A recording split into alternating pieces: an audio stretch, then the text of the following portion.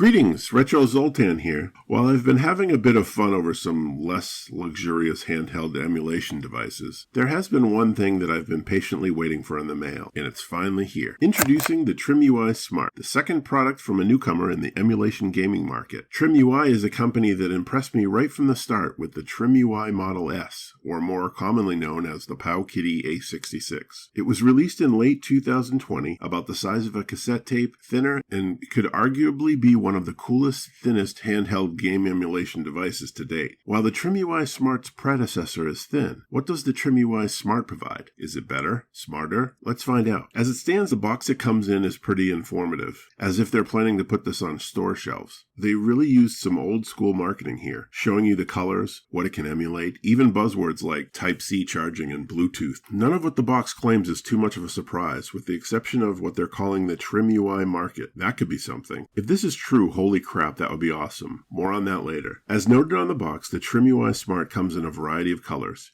Yellow, which is the one I purchased, blue, purple, and a white one that's giving me slight regrets. No, that gets me in trouble and I'll end up getting another one. No regrets, I'm happy with yellow. What is your favorite color? Blue. No. Taking this out of the box provides the usual charging cable and instructions. And for the record, this has to be the smallest charging cable I've ever seen. I'm not sure why they chose this length, but here we go. The actual device itself kind of surprised me, even though I knew it was going to be small. And the plastic bag it comes in feels a bit better than I expected also, which is a weird thing. Holding the Trimui Smart has a good weight to it. Just enough, but not too much. It looks kind of like a bar of soap, if I'm being completely honest. It's small, simple, and just looks like it's going to be fun before even turning it on. Since my hands are big, here's a banana for scale. First glances at this thing show a small screen, 2.4 inches to be exact. Not too much bigger than its thinner predecessor that sported a 2-inch screen. The D-pad looks simple, made of a hard plastic and tilts well enough. I guess I was expecting a different feel, but I think it's going to work pretty good. It tilts well and you can feel a good clicking going on behind the scenes. The AVXY buttons also have a similar click, so no complaints about these either. The buttons are small, but they had no choice here. The select, menu, and start buttons are inset a bit to make sure you aren't clicking these by accident.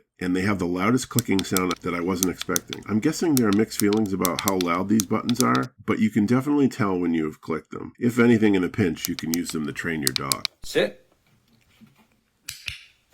Also on the front is a power light, which we can talk about later, and a mono speaker hidden under your right thumb. I would normally say use your headphones, and in this case, there's no headphone jack, so you have to use your Bluetooth ones. On the top is a set of triggers and an on-off switch, and nothing else. The triggers are concerning right off the bat because this thing boasts it can play PlayStation games. I'm not sure how many games need both sets of trigger buttons, but those particular games may not be playable without them. There's certainly room for more, but they probably have their reasons. These triggers are okay, but you definitely have to push directly down. Pushing them at any lazy angle won't do. Kind of annoying if you have a preferred way to hold these sort of things. The sides of the unit are completely void of any buttons or anything, with the exception of a hole for a lanyard. And personally, I think this was a lost opportunity to add one to advertise the product. The M1 Chicken handheld had one for free, but not the Trimui? What a shame. The bottom of the unit has an SD slot, and of course a Type-C charging port. The back of the unit doesn't show anything other than some product identification. So let's turn this thing on and oh wow.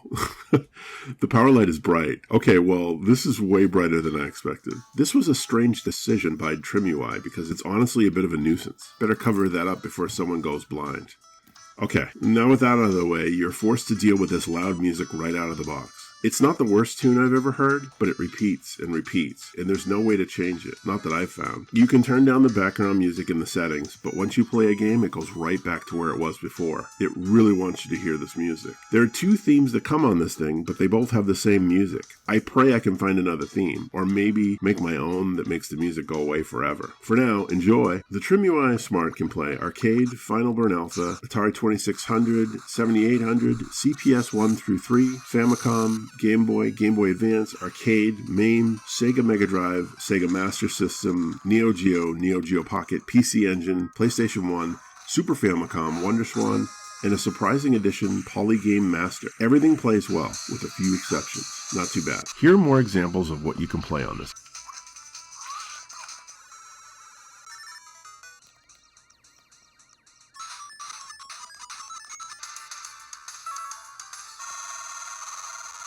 The wireless option, something I was excited about, has a feature that allows you to connect to a second player for an emulated game, a way to use NetPlay, a RetroArch feature available on the Trimui Smart, which would certainly take advantage of the wireless. I assumed with the wireless you could connect to the boasted Trimui Market, which the box mentions, but that's as far as that goes. Without the option in the menu, I'm guessing this is something they wanted to do but never delivered. Not yet, anyway. Other wireless things are the ability to download cores and upgrades for RetroArch as well, but nothing else that I can see. True story, I almost finished this review thinking that the only thing available was the stock firmware updates from Trimui, which is better than nothing, but if you're like me, it's just not good enough. Little did I know there was already a custom firmware for the Trimui Smart that includes suspects I usually see in the custom firmware scene. Sean Inman, do you sleep? I haven't tried it yet, but this is a very good sign, as this particular one called Tomato boasts the ability to emulate up to 61 and fixes the bright LED issue, and you can kill the background music. Also, as a quick note, since the Trimui doesn't have a case, I got a prototype custom case from Pigalope Crochet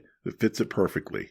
If you're interested, I'll provide links in the description below. So in conclusion, what do I think of this thing? I like the Trimui company, but this particular release seems a bit odd. Still, it's a neat size, and I believe it's built well enough to withstand a few drops. The fact that I don't want to test this theory is enough to tell me that I do like the system enough, and even though it has a few weird things about it, it's still worth it to me. If this interests you, I suggest not paying a penny more than $50 US. It's not a bad little system, really. And that's all I have to say about the Trimui Smart. Thank you for watching. Thanks for your support. Your subscriptions and comments mean everything to me, so thank you very much. I'll see you next time. Bye.